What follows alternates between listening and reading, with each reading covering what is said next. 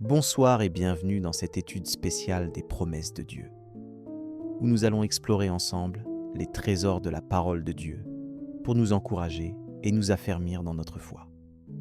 Ce soir, avant de terminer la journée, nous allons nous pencher sur une promesse extraordinaire qui nous rappelle l'amour et la miséricorde de notre Père Céleste. Le thème principal que nous allons étudier aujourd'hui est tiré de la promesse.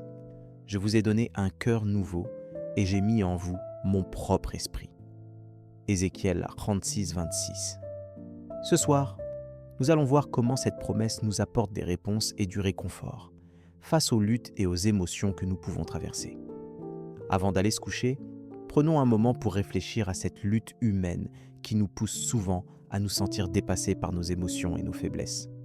Nous pouvons nous sentir prisonniers de nos anciennes habitudes, de nos pensées négatives et de nos peurs, ce qui nous empêche de vivre pleinement la vie que Dieu a prévue pour nous. Mais Dieu, dans sa grande miséricorde, nous offre une solution à ce problème.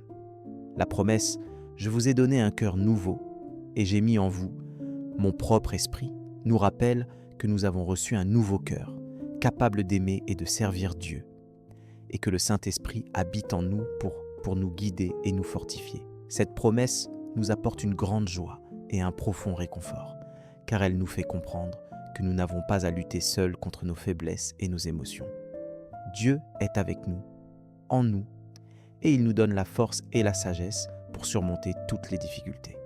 Comme le dit la Bible, car Dieu a mis en nous l'esprit de son Fils, l'esprit qui crie « Abba, Père » Galates 4, 6. Cela signifie que nous pouvons appeler Dieu « Père » et que nous sommes ses enfants aimés qui ont accès à toutes les bénédictions et à tous les privilèges de la filiation divine. Maintenant, comment pouvons-nous faire confiance en cette promesse dans notre vie quotidienne ? La réponse se trouve dans la parole de Dieu, qui nous exhorte à marcher selon l'Esprit. Galates 5, 16. Cela signifie que nous devons nous laisser guider par le Saint-Esprit, qui habite en nous et qui nous donne la sagesse et la force pour prendre des décisions justes et pour vivre une vie qui plaît à Dieu. Comme le dit la Bible, ceux qui sont menés par l'Esprit de Dieu sont fils de Dieu. Romains 8, 14. Alors, avant d'aller se coucher, prenons un moment pour demander à Dieu de nous aider à marcher selon l'Esprit et à vivre une vie qui honore son nom. En terminant cette étude, prenons un moment pour prier et demander à Dieu de nous aider à mettre en pratique ce que nous avons appris aujourd'hui. Nous pouvons prier ainsi.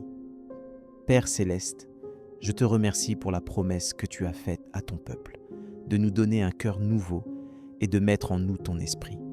Je te demande de me donner la force et la sagesse pour vivre une vie qui te plaît et pour marcher selon l'esprit qui habite en moi. Je te demande pardon pour les erreurs que j'ai commises aujourd'hui et je te remercie pour la journée qui vient de s'écouler. Je te demande de me donner le repos et la paix pour cette nuit et de me préparer pour la journée de demain, que je puisse la vivre pour ta gloire. Comme le dit la Bible, Dieu est notre refuge et notre force, un secours toujours prêt dans les temps de détresse. Psaume 46, 1. Je te confie ma vie et mon avenir, sachant que tu es mon Père et que tu m'aimes.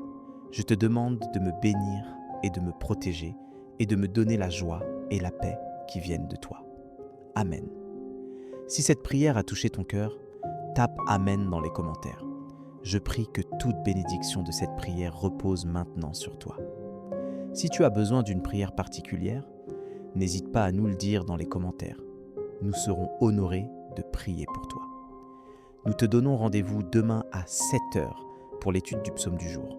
Si ce n'est pas déjà fait, nous t'invitons à regarder les vidéos du psaume et de l'évangile du jour, disponibles sur notre chaîne YouTube, à l'Angelus France. Que la grâce et la paix de notre Seigneur Jésus-Christ soient avec toi. Amen.